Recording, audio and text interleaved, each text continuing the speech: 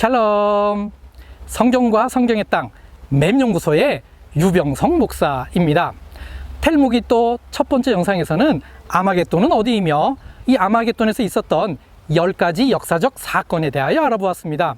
이번 영상에서는 아마겟돈인 이곳 텔무기또에 남아있는 중요한 고고학 유적과 이곳에서 출토된 특별한 발굴물에 대하여 알아보도록 하겠습니다. 실제 이곳을 방문하시게 될 경우 입구에서 한글 브로셔를 요청하시면 받으실 수 있습니다. 여러분들의 후원으로 맴연구소에서 제작한 브로셔입니다.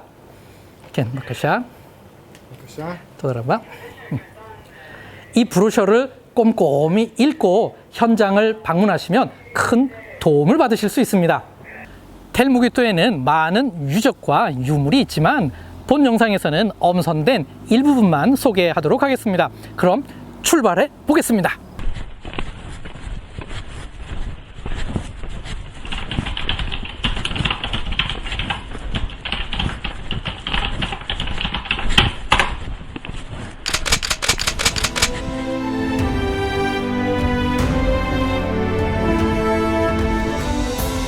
제가 있는 이 성문을 후기 청동기 시대 성문이라고 합니다. 다른 말로 후기 가나안 시대 성문이라고 하죠. 이 성문의 가장 큰 특징은 케이스메이트 게이트라는 것입니다.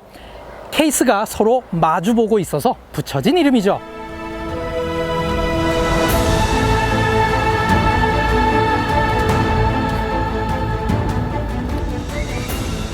이곳에 4개의 케이스가 있어서 포룸 케이스메이트 게이트라고 합니다. 이와 같은 성문 구조는 고대 시리아 팔레스타인 지역의 전형적인 성문 구조입니다. 이와 같은 성문 구조에 대해서는 이미 텔단, 텔부엘셰바, 텔라기스에서 설명드린 적이 있습니다. 이 성문의 가장 아래켠은 현무암이고 그 위로는 석회암으로 쌓았습니다. 그 이유는 이 현무암이 더 강도가 높기 때문입니다. 이 성문의 중간 부분에서 올리브 나무 켜가 발견되었는데요. 이 나무 켜의 용도를 아마도 내진 설계로 추정하고 있습니다. 이 성문에 콘크리트로 되어 있는 라인이 있습니다. 이것을 발굴선이라고 합니다. 이 콘크리트 선 아래로는 실제 발굴할 때 있던 모습이고 그 위로는 복원한 것입니다. 학자들이 이것을 복원할 때 실제 높이로 추정되는 그 성문 높이에 맞추어서 오늘날 이렇게 복원해 놓았습니다.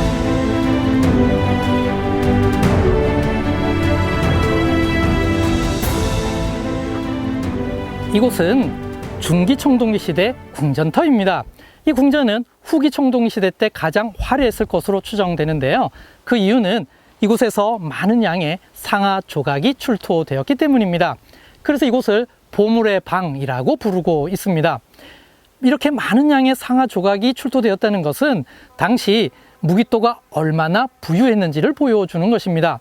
아울러 이것을 통하여 당시 무기또 통치자가 큰 권력을 가지고 있었음을 엿볼 수 있습니다.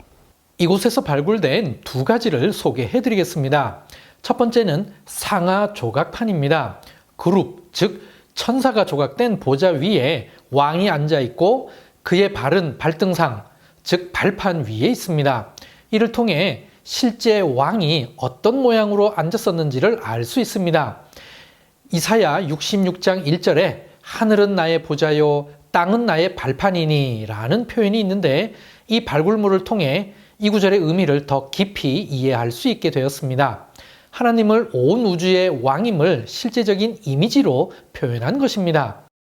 두 번째, 그룹, 즉 천사 둘이 새겨져 있는 상하 조각 상자가 발견되었습니다. 상하 조각판에 왕의 보좌에 그룹이 새겨져 있었습니다. 보좌 양쪽에 그룹이 새겨져 있다면 왕은 2 그룹 사이에 앉은 게 됩니다. 상하 조각 상자 옆면에 그룹 둘이 새겨져 있는 것으로 보아 아마도 왕이 사용했던 물건일 것입니다. 성경에 여호와의 언약궤가 2 그룹 사이 혹은 그룹 사이에 있는 것으로 표현되어 있습니다. 즉 그룹 사이에 좌정에 있다는 것 자체가 이미지적으로 왕적 권위를 표현한 것입니다. 고고학이 성경 해석에 도움을 주는 좋은 예라고 할 수 있습니다.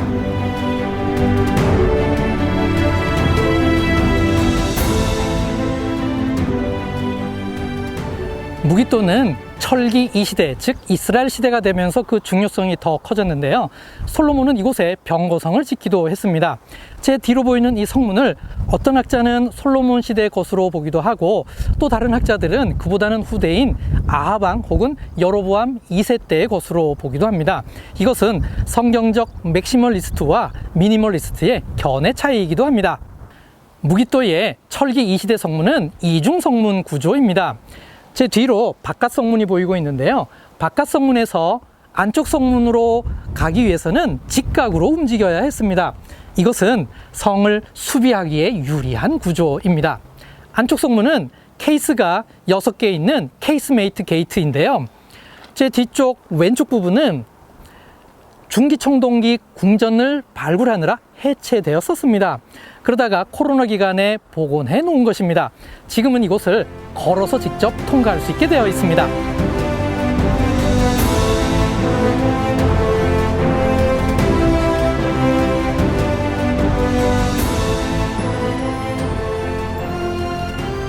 텔 무기또에는 두 군데의 큰 마구간 터가 있습니다. 제가 있는 이곳을 북쪽 마구간 터라고 하는데요. 이곳에서 12채의 마구간 건물 흔적이 나왔습니다. 이렇게 넓은 마구간 터가 있다는 것은 무기또가 병거성으로 사용되었다는 증거입니다. 대부분의 학자들은 이것을 아하방 혹은 여로보암 2세 때의 흔적으로 보고 있습니다. 일부분의 학자는 이렇게 넓은 마구간 흔적은 병거성과 함께 말 교육장으로 사용되었다고 보기도 합니다. 마구간 바로 옆에서 궁전터가 나왔는데요. 제가 있는 이곳을 북쪽 궁전이라고 합니다. 다른 이름으로 육천궁전이라고 하는데, 이유는 이갈야딘의 발굴 계획표에 이 궁전터를 육천이라고 표기했기 때문입니다. 그의 견해에 의하면 이 궁전터는 마구간보다 더 오래된 것이므로 솔로몬 시대 때부터 사용했을 것이라고 추정하고 있습니다. 또한 그는 이 궁전이 먼저 파괴되고 이곳에서 나온 돌로 남쪽 마구간을 짓는 데 사용했다고 합니다. 텔 무기또에 깊고 넓게 움푹 파인 흔적이 있는데요. 이것은 시카고 대학이 더 오래된 것을 찾기 위하여 계속해서 드러내다 보니 이런 모양이 만들어진 것입니다. 이곳에서 초기 청동기 시대 때의 제2시설을 찾게 되었습니다. 중기 청동기에는 신전이 3개나 있을 만큼 중요한 제의의 중심지였습니다. 이때 지름이 8m나 되는 둥근 돌재단이 만들어졌습니다.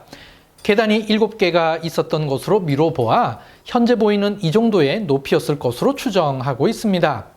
이곳에서 많은 양의 동물뼈가 출토되었는데요. 그렇다면 이곳이 실제 제단으로 사용되었다는 것을 알 수 있습니다. 그런데 중기 청동기가 끝나갈 무렵 이곳에 탑신전이 세워졌고, 이것이 후기 청동기 시대 내내 사용된 것으로 보입니다. 제 뒤로 있던 탑신전이 철기 1시대, 즉 기원전 1200년에서 1000년 사이에 파괴되었습니다. 이 말은 이스라엘 시대가 시작되면서 파괴되었다는 말인데요.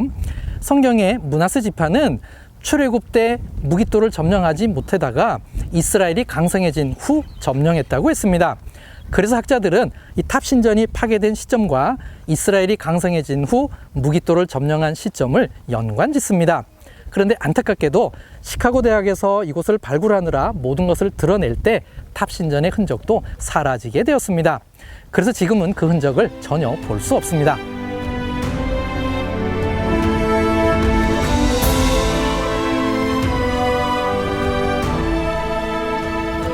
제가 있는 이곳을 이스라엘 행정 건물이라고 부릅니다.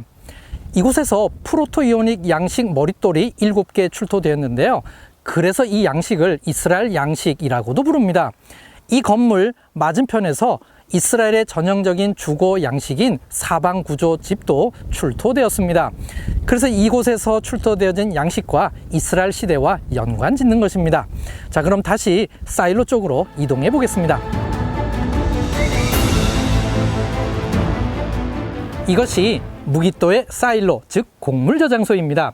지름은 11m이고 깊이는 7m입니다. 이 정도 규모이면 약 1000톤의 곡물을 저장할 수 있습니다. 학자들의 견해에 의하면 무기또에 마구간을 지을 때 말들의 먹이를 보관하기 위하여 함께 지었다고 합니다. 아하방 혹은 여로보암 2세 때 지어진 것입니다.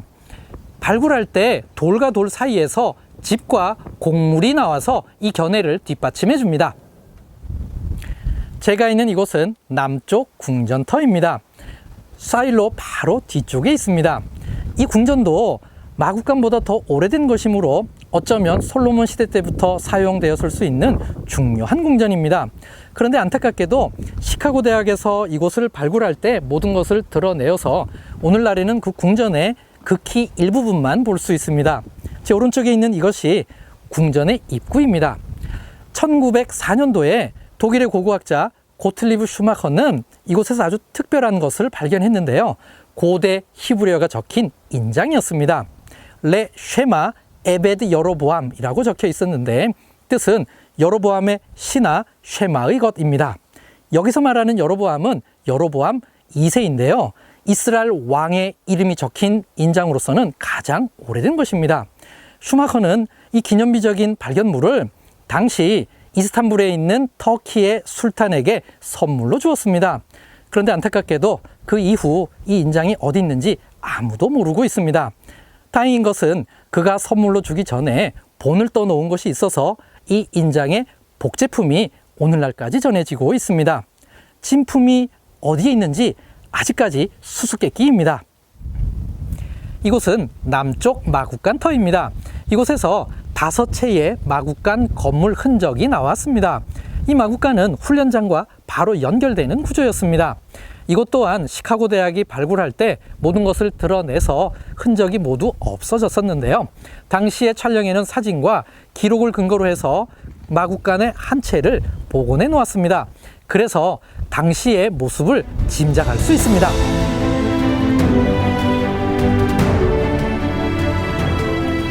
고대 성읍의 생존은 물과 밀접하게 연관되어 있습니다. 반드시 물을 해결해야만 했습니다. 솔로몬이 지은 병거성 하솔, 무기또, 게셀에는 거대한 물 시스템이 있는데요. 그 중에서도 무기또의 물 시스템이 가장 인상적입니다. 수직으로 36m를 판 후 수평으로 70m를 더 파서 물 근원지와 연결 지었습니다. 오늘날에는 이 아래로 내려가기 위하여 187계단을 내려가야 합니다. 자, 그럼 내려가 보겠습니다.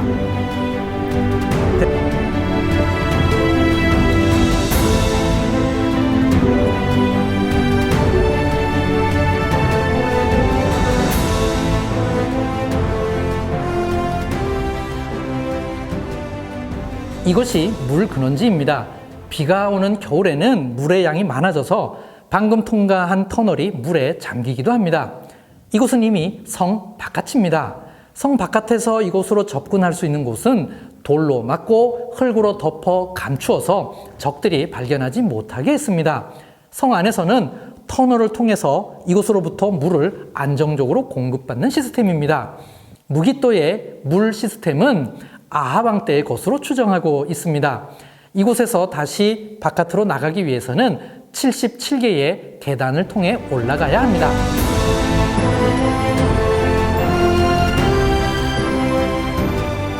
지금까지 텔무기또, 즉 아마겟돈의 고고학 유적과 발굴물에 대하여 알아보았습니다. 아마겟돈이라는 묵시적 장소는 상상 속에만 있는 것이 아니라 텔무기또라는 실제 장소였습니다.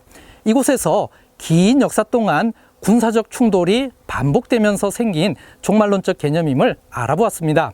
2개의 텔무기또 영상을 통하여 아마겟돈의 역사와 의미를 이해하는 데 도움이 되었기를 바랍니다. 성경과 성경의 땅, 맵연구소의 영상은 앞으로도 계속됩니다. 그럼 레이트라오.